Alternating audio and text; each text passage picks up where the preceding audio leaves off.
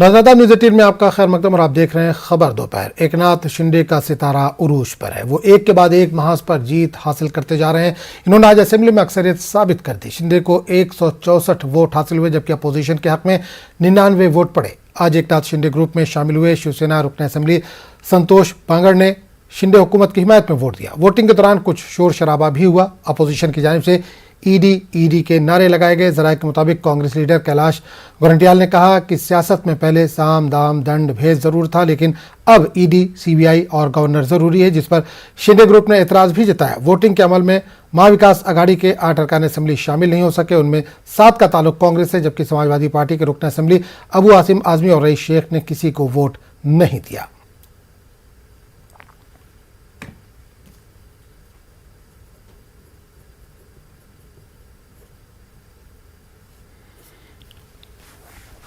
तो इस वक्त शिंदे के खेमे में खुशी का माहौल है, जश्न का माहौल है। शिंदे का सितारा इस वक्त उरूज पर है। पण मी देखील तुम्हाला 24/7 उपलब्ध आहे। तुम्ही अर्ध्या रात्री मला सांगा, मी आणि उपमुख्यमंत्री आम्ही दोघेही तुमच्यासोबत या ठिकाणी राहू। मला आठवतं की आमच्या सरकारच्या काळात नंदुरबारहून जो आदिवासींचा मोर्चा आला होता, आमचे गिरीश महाजन त्यावेळी त्या मोर्चाच्या करता समोर गेले होते।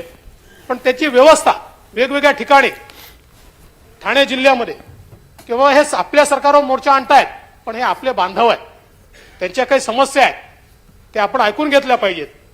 आणि म्हणून त्यांची व्यवस्था, नाशिकच्या मोर्चाची व्यवस्था ही या ठिकाणी मोठ्या प्रमाणात त्यांनी केली। नंतर गिरीश भाऊंनी स्वतः जाऊन त्या ठिकाणी जे काही त्यांचं म्हणणं होतं ते ऐकून घेतलं। पण सरकार हे संवेदनशील असलं पाहिजे। कोणी आंदोलन करताय म्हणून ते आपले विरोधक आहे असं मानणं योग्य नाहीये। आंदोलक त्यांचा मुद्दा मांडतात, कधी कधी ते आक्रमक झाले तर आपल्याला कारवाई करावी लागते। पण आमच्या विरुद्ध एक शब्द बोलला तर आम्ही ऐकून घेणार नाही, आमच्या विरुद्ध एक पोस्ट लिहिली तर आम्ही ऐकून घेणार नाही, आमच्या विरुद्ध काही बोललं तरी आम्ही उचलू आणि तुम्हाला जेलमध्ये टाकू। ही जी काही अवस्था आपल्याला काही काळ पाहायला मिळाली, ही अवस्था काही फार चांगली नाही। मी त्यालाही काही दोष देत नाही, पण एवढंच सांगतो की लोकशाहीमध्ये जो दुसरा आवाज आहे, तुम्हाला पटो का न पटो, पण तो आवाज ऐकून घेतला पाहिजे आणि त्याच्यावर प्रत्युत्तर देखील दिलं पाहिजे। प्रत्युत्तर द्यायला काही हरकत नाहीये। आठवतं की महालक्ष्मी एक्सप्रेस पुरामध्ये अडकली होती। तात्काळ माझ्यासमोर त्यावेळी नाव आलं ते शिंदे साहेब आणि रवींद्र चव्हाण यांचं, आणि यांना मी तात्काळ सांगितलं की तुम्ही जा। त्या दिवशी माननीय उद्धवजींचा वाढदिवस होता, पण मी त्यांना सांगितलं मी उद्धवजींशी बोलतो, तुम्ही सगळे कार्यक्रम सोडून त्या ठिकाणी जा। आणि शिंदे साहेब, रवींद्र चव्हाण त्या ठिकाणी पोहोचले। अगदी बोटीमध्ये साप घुसत असताना देखील त्या बोटीतनं प्रवास करून त्या ठिकाणचे जे प्रवासी आहेत त्या प्रवाशांना बाहेर काढलं। काही पत्रकार देखील त्या ठिकाणी अडकलेले होते। त्या पत्रकारांनी प्रत्यक्ष ही सगळी घटना बघितली आणि त्यांनी देखील नमूद केली की ज्यावेळी अनेक प्रशासनातले लोक देखील हिम्मत करू शकत नव्हते, अशा वेळी या लोकांना पुरातनं बाहेर काढण्याचं काम हे शिंदे साहेबांनी केलं। कोल्हापूरच्या पुराच्या वेळेस देखील मोठ्या प्रमाणात स्वतः। और इस पूरे मामले पर बात करने के लिए हमारे साथ 2 खास मेहमान जुड़ रहे हैं। कृष्ण हेगड़े जो कि शिवसेना के तर्जुमान और एजाज देशमुख जो कि बीजेपी के तर्जुमान हैं। एजाज साहब, सबसे पहले आपके पास आना चाहूंगा। बहुत बहुत इस्तकबाल आपका न्यूज 18 उर्दू में। इस वक्त आपके खेमे में जश्न का माहौल होगा, मिठाइयां बट रही होंगी।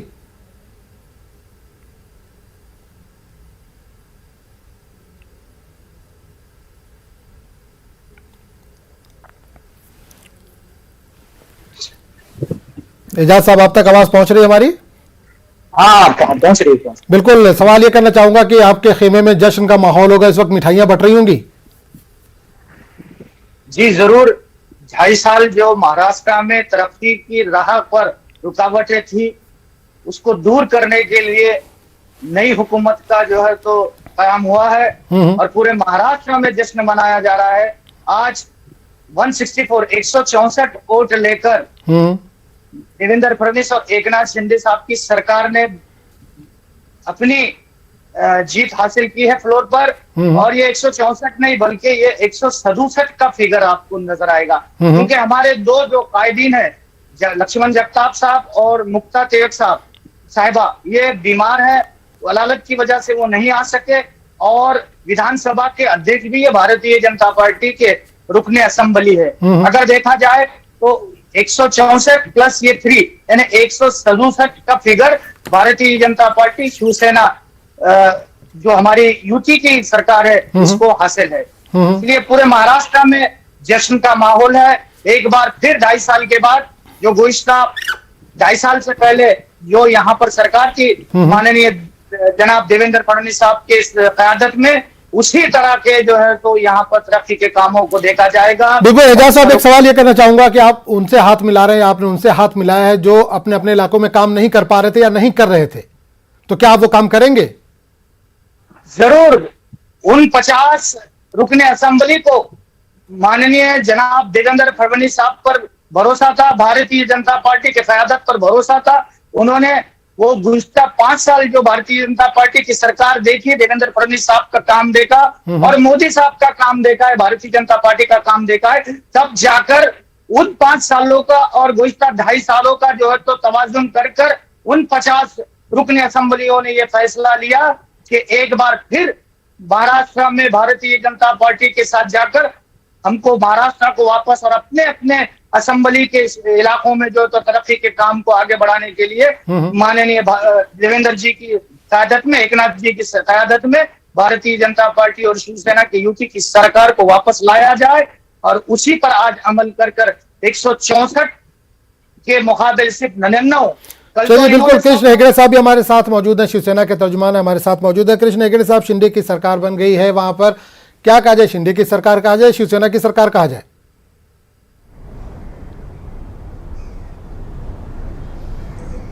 देखिए, ये शिंदे जी और देवेंद्र जी की सरकार है, जहां पर शिंदे जी और बीजेपी साथ में मिली है। ये शिवसेना और बीजेपी की सरकार नहीं है, जो हमारे आदरणीय पक्ष प्रमुख श्री उद्धव साहब ठाकरे जी ने कहा। दूसरी बात मैं कहना चाहता हूं कि ये जो आज रिजल्ट आया है और कल का जो रिजल्ट था स्पीकर का, ये दोनों एक फॉर्मेलिटी थे, लेकिन जो असली जंग है वो लीगल है, वो लेजिस्लेचर में जंग नहीं है, ये तो सुप्रीम कोर्ट में जंग है। और पहली बात यह है कि जब 16 आमदारों का, विधायकों का जो सभासदगिरी मेंबरशिप है जो रद्द हो जाएगा, तो ये सरकार को धोखा है। दूसरी बात मैं ये कहना चाहता हूँ कि ये सिर्फ सरकार की जो विधायक है उनके जो मेंबरशिप है, डिस्क्वालिफिकेशन है, वो होने की बात नहीं है। अगर आप देखने जाएंगे तो आज पूरे महाराष्ट्र में रोष है। महाराष्ट्र की जनता ये पूरी जो प्रक्रिया हुई है और जो शिवसेना के साथ घात किया है उसके साथ बहुत नाराज़ है। इसमें बहुत पूरे महाराष्ट्र में आक्रोश है। और जो शिवसेना के जो कार्यकर्ता है, जो एनसीपी के कार्यकर्ता है, कांग्रेस के, लेकिन हेगड़े साहब, वो आक्रोश जो आपने कहा कि पूरे शिवसैनिकों में या पूरे महाराष्ट्र की जनता में आक्रोश है, वो आक्रोश उतना दिख नहीं रहा है। बीएमसी का चुनाव है, क्या वहां पर ये आक्रोश दिखाएगी जनता या वोटर आक्रोश दिखाएंगे इनके अगेंस्ट? एक मिनट मुझे सुनिए, मुझे कंप्लीट करने दीजिए। बहुत इंपॉर्टेंट चीज बोलना चाहता हूँ। ठीक है, बोलिए। जो इनमें गुस्सा है वो अलग बात है, लेकिन बीजेपी के कार्यकर्ताओं में जो गुस्सा है वो बहुत बड़ी बात है, क्योंकि आज उनके सरकार ने ही उनके साथ ये खेल खेला है। और दूसरी बात, जो बीजेपी में प्रमुख नेता है जिनको मुख्यमंत्री बनना था, आज वो मुख्यमंत्री नहीं बने हैं, तो उनके पूरे गुट में जो है, उनके गुट में भी एक निराशा है। और मुझे नहीं लगता है कि ये सरकार ज़्यादा दिन चलेगी। 6 महीना तो एक हनीमून पीरियड होता है, लेकिन उसके बाद जब कैबिनेट फॉर्मेशन हो रहा है, उसके बाद महामंडल का फॉर्मेशन हो रहा है, तब ये जो आक्रोश है और भी बीजेपी के अंदर जो गुस्सा है ये बढ़ेगा और उसके बाद ये सरकार गिरने वाली है। और बाद में यहाँ पर महाराष्ट्र में जल्द से जल्द इलेक्शन होने वाले, ये मैं आपको बताना चाहता हूँ। बिल्कुल, हमारे साथ हमारे नुमाइंदे वसीम भी जुड़े हुए। वसीम, लगातार जो महाविकास आघाड़ी है उनका ये कहना है कि सरकार 6 महीने तक नहीं चल पाएगी। शरद पवार ने भी इसका जिक्र किया, उन्होंने कहा कि सरकार 6 महीने से ज़्यादा नहीं चलेगी। आप लोग जो है मैदान में आइए, लोगों के बीच जाइए, इलेक्शन की तैयारी करिए। तो क्या वाकई दिक्कतें आने वाली हैं सरकार को, लग रहा है ऐसा? देखिए, जिस तरह से शिवसेना का और शिंदे ग्रुप के बीच में मतभेद देखने को मिला और उसके बाद जब शिंदे ग्रुप में एक मेजोरिटी साफ तौर पे दिखाई दी, आज भी एक शिवसेना के विधायक बाकायदा शिंदे ग्रुप के समर्थन में चले गए, संतोष बांगर। अब कहीं ना कहीं आंकड़े बढ़ते हुए नजर आ रहे हैं, लेकिन जिस तरह से शरद पवार ने ये पूरा बयान दिया है, इसे आने वाले दिनों में हो सकता है दिक्कतें देखने मिली, क्योंकि एक वजह ये भी है कि जिस दिन एक दिन पहले हमने देखा था कि हाउस के अंदर खुद अजित पवार ने इस बात का जिक्र किया था कि अब जो नेता आगे बैठे हुए हैं वो कांग्रेस, एनसीपी या फिर दूसरे दलों से आए हैं, जो बीजेपी के नेता है पीछे, तो कहीं ना कहीं नाराजगी हो सकती है आने वाले दिनों में देखने को मिले। और सबसे अहम बात ये होगा कि जिस तरह से देखा गया है कि पोर्टफोलियोज को लेकर किस तरह से एक दूसरे के बीच में गठबंधन हो पाता है या नहीं, क्योंकि जिस तरह से हमारे सूत्र बता रहे हैं कि शिंदे ग्रुप को 8 कैबिनेट मंत्री और 7 राज्य मंत्री का दर्जा मिलना, यानी कि 15 मंत्रालय मिलने वाले हैं और लगभग 20 से ज़्यादा महामंडल। तो ये जो चीज़ें हैं, इसे लेकर क्या शिंदे ग्रुप का सेटिस्फाइड हो पाएगा, ये अहम बात है। अगर बीजेपी के खाते में अच्छे बड़े पोर्टफोलियो नहीं आते हैं तो उसकी भी नाराजगी कहीं ना कहीं देखने को मिल सकती है। एक सही कई मुद्दे हैं जिससे लेकर शरद पवार ने टिप्पणी की है कि अगर इसी तरह के मतभेद रहे तो आने वाले दिनों में हो सकता है कि चुनाव। चलिए वसीम, तुम्हारा राब्ता टूट चुका है, बिल्कुल पर खास करके ध्यान दें जी। बिल्कुल। एजाज जी, आपके पास आना चाहूंगा, क्या वाकई इस तरह की नाराजगी देखने को मिलेगी? क्योंकि जो बागी आपके पास आए, आपके खेमे में आए, उनको कुछ ना कुछ चाहिए, जाहिर सी बात है, उसी वजह से वो आए हैं। क्या सबको सब कुछ दे पाएंगे आप? देखिए, ये जो हुकूमत बनी है ये महाराष्ट्र के तरक्की के लिए बनी। सभी 50 और हमारे 107 इन रुकने असेंबली को पता है कि 42 से ज्यादा उजराव को जो है तो काबीना में नहीं लिया जा सकता। तो कैसे खुश करेंगे? वही अगर नाराजगी बढ़ गई तो 6 महीने में दिक्कत हो जाएगी। मैं आपको वही बता रहा हूँ कि जो गुज़श्ता 2.5 साल से अपने असेंबली के इलाकों में जो काम रुका हुआ था, जिसकी वजह से ये बेचैनी बढ़ गई थी। अवाम चाहती थी कि हमने आपको वोट दिया, 3.5 लाख अवाम ने जो है वोटर्स ने एक एमएलए को चुनकर दिया है, एक रुकने असेंबली को चुनकर दिया है।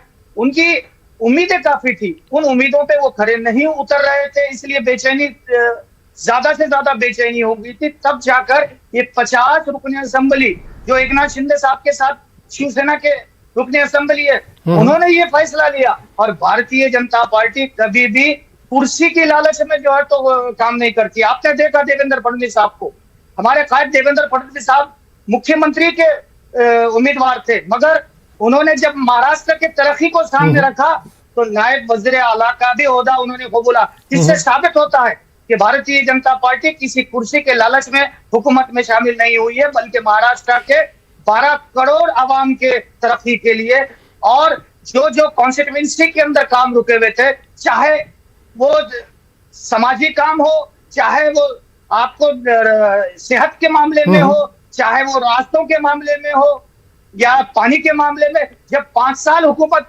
जनाब देवेंद्र साहब के क़यादत में महाराष्ट्र में चल रही थी तो महाराष्ट्र टैंकर मुक्त, यानी बगैर टैंकर के पानी की किल्लत को दूर करते हुए चल रही थी। 5 साल यानी 2019 से पहले इलेक्शन में जो 2 साल गुजरे उसमें एक भी टैंकर महाराष्ट्र में नहीं था।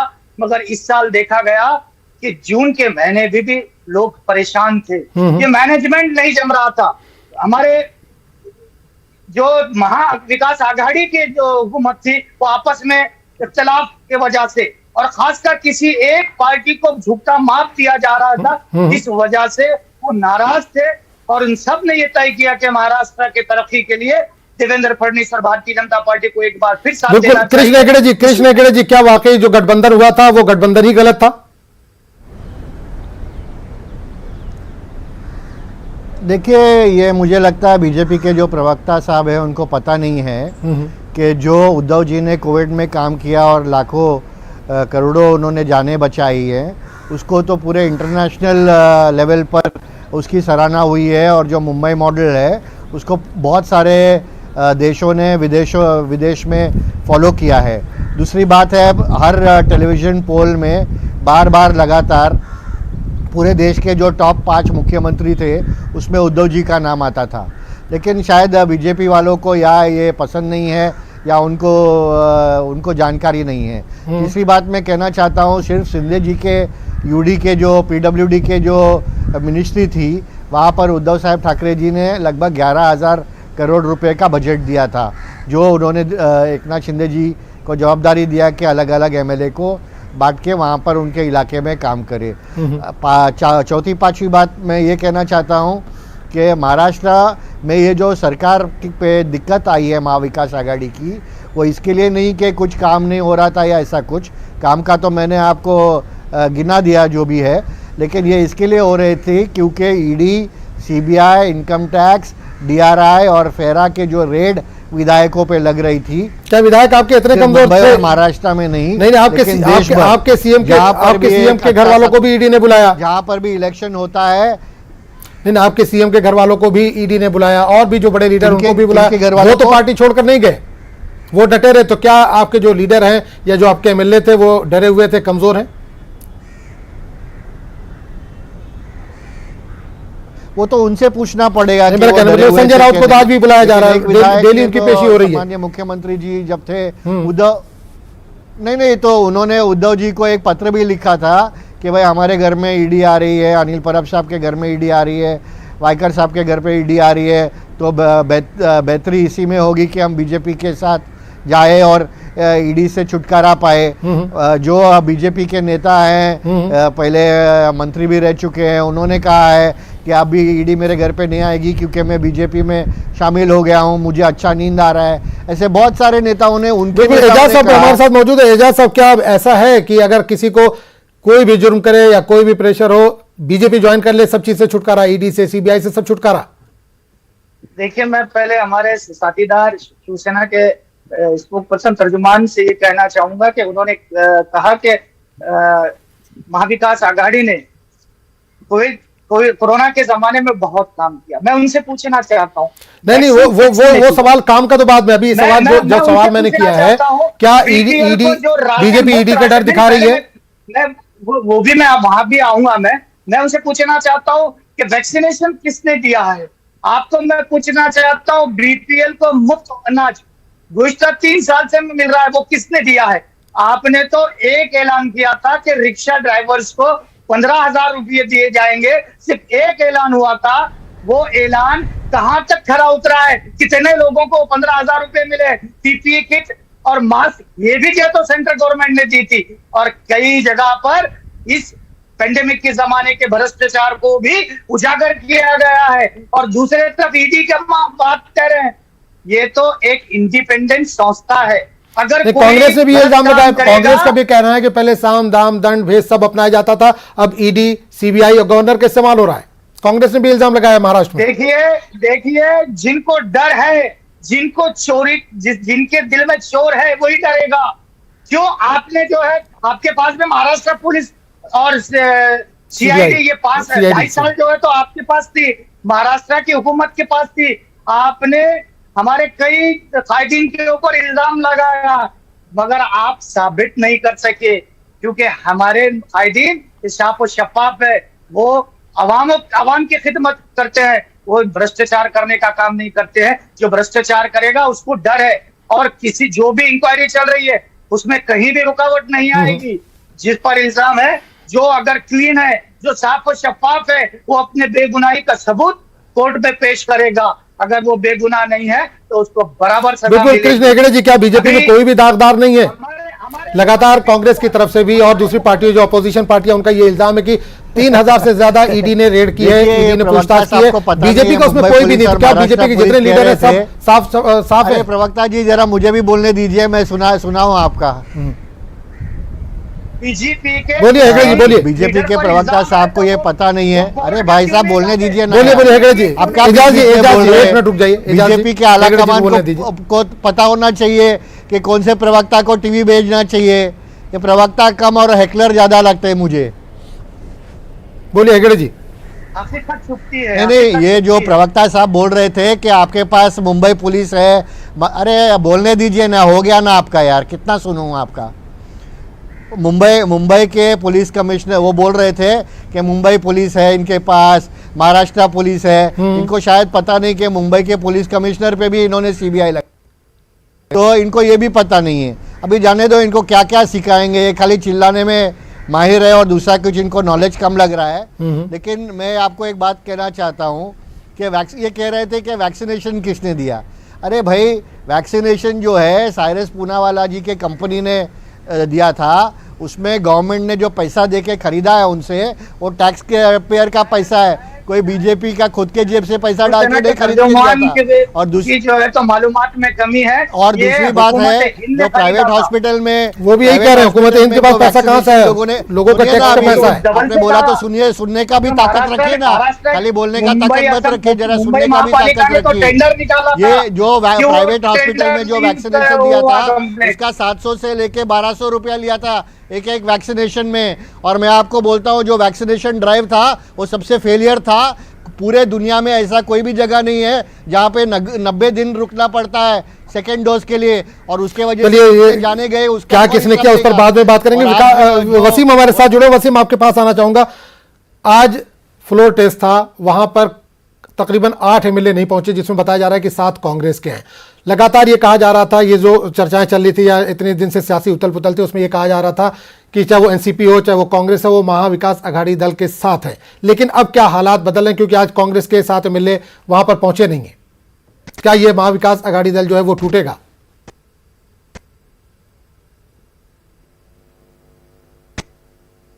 नहीं पहुंच पाया, जिसकी वजह से दरवाजा बंद हो गया और उसकी वजह से वो वोटिंग में पार्टिसिपेट नहीं कर पाया, जिसकी वजह से जो आंकड़े इससे पहले हमने देखा था महाविकास आघाड़ी का जो विधानसभा अध्यक्ष के लिए वोटिंग हुई थी, उस दौरान वो 107 के करीब पहुंचे थे। लेकिन अब ये सीधे 8 लोगों के कम होने के से ये आंकड़े सीधा कम हो गए हैं, 99 पे आ गए। ये 7-8 आंकड़े वही नजर आ रहे। इस बात को लेकर देवेंद्र फडणवीस ने बाकायदा सभागृह में जिक्र भी किया। उन्होंने कहीं ना कहीं मजाक उड़ाते उनका कहा भी कि शुक्रिया अदा करते हैं कि आप बाहर रह गए, इसकी वजह से हमारे जो आंकड़े और बढ़े और महाविकास आघाड़ी के जो आंकड़े हैं वो नीचे रह गए। इस तरह से देखा गया है कि हाउस के अंदर वोटिंग हुई, वोटिंग के दौरान कई तरह की बातें खास करके शिंदे ग्रुप और शिवसेना ग्रुप के बीच में देखने को मिल रही है। जैसे प्रताप सरनाईक वोटिंग के लिए खड़े हुए, उस दौरान पीछे से आवाज आने लगी ईडी, तो उन्होंने कहा मैं जवाब दूंगा। तो ये सारी सिलसिला अभी शुरू हुआ और कई लोगों की निगाहें हैं कि विधान सभा का सत्र अभी चल रहा है, आज चर्चा भी है, बहुमत साबित हो चुका है। तो इस मुद्दे पे सरकार की तरफ से क्या भूमिका ली जा सकती है। जिस तरह से सुनील प्रभु ने भी ये बात का जिक्र किया और उन्होंने कोशिश की है बताने के लिए कि हमने व्हीप जारी किया तो उसका उल्लंघन हुआ, लेकिन इस बात को कहीं ना कहीं विधानसभा के अध्यक्ष ने कहा हमारे पास जानकारी, आप किसी और मुद्दे पे बात करिए। तो ये सारे मुद्दे को लेकर कहीं ना कहीं महाविकास आघाड़ी के नेता आक्रामक होने की कोशिश कर रहे हैं। अब जो चर्चा होगी, इस चर्चा में इस बात का भी जिक्र किया जाएगा किस तरह से विधायक वहां पे गए हैं और किस तरह से विधायक को भी अपनी जो नाराजगी वो जाहिर कर सकते हैं विधानसभा के सत्र में इस चर्चा के दौरान। बिल्कुल वसीम, एक चीज जाना, जो महाविकास आघाड़ी दल का हम जिक्र कर रहे हैं, तो शिवसेना है या कांग्रेस है या एनसीपी, क्या ये साथ में रहेंगे या आगे चल के ये टूट सकते हैं, अलग हो सकते हैं?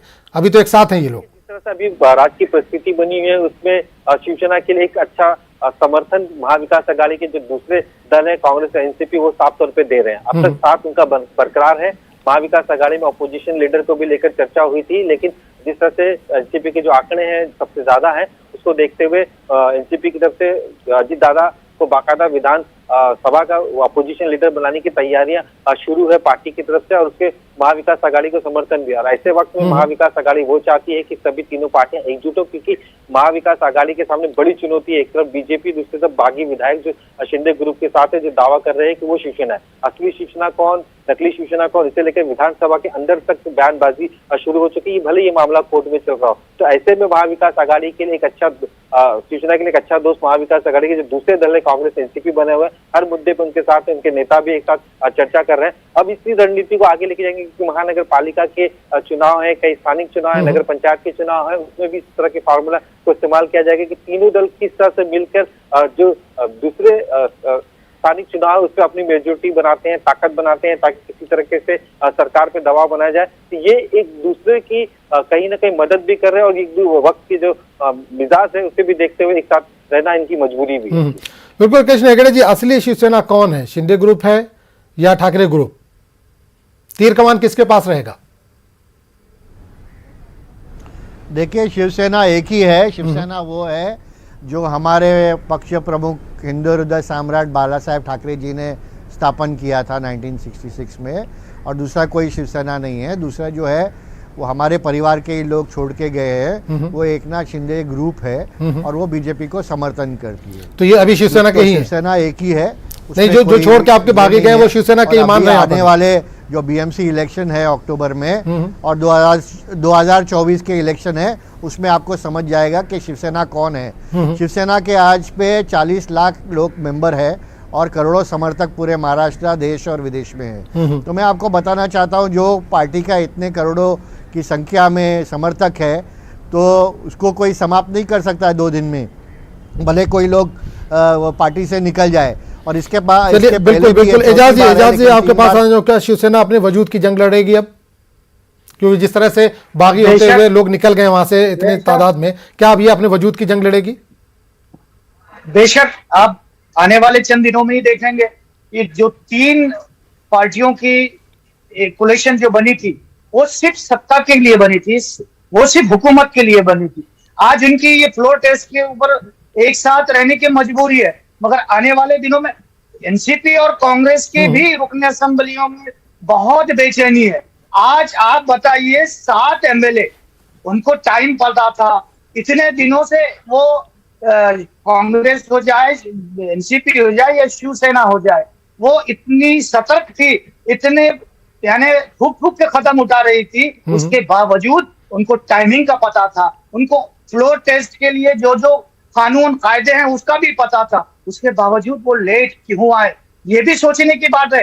ये उनके अंदर की बेचैनी है, जो कि वो फ्लोर टेस्ट के लिए अंदर आना नहीं चाहते थे। उनकी एक मजबूरी थी कि वो जो गठ, अगर उनको रुकना है, अगर उनको अलग निकलना है, तो एक संख्या, एक तादाद लगती थी, वो तादाद अगर उनके पास नहीं होगी तो आने वाले दिनों में और ज्यादा बेचैनी बढ़ेगी और ये महाविकास आघाड़ी बकास हो जाएगी।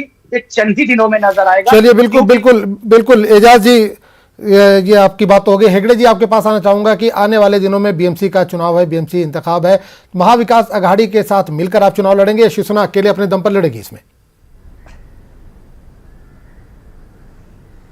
देखिए, वो तो हमारे पक्ष प्रमुख डिसाइड करेंगे, लेकिन एक बात कहना चाहता हूँ, मैंने भी बचपन से मैं ये फील्ड में हूँ, पॉलिटिक्स में, सोशल वर्क में, और 40 साल से ज़्यादा हुआ है मुझे ये करते हुए।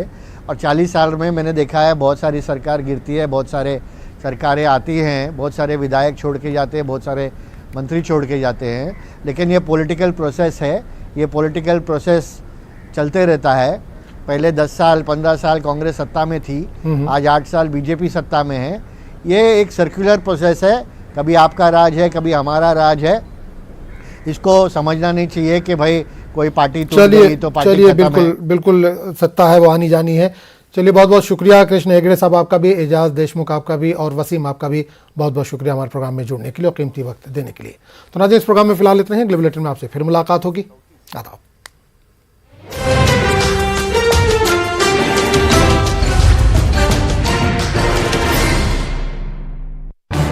इस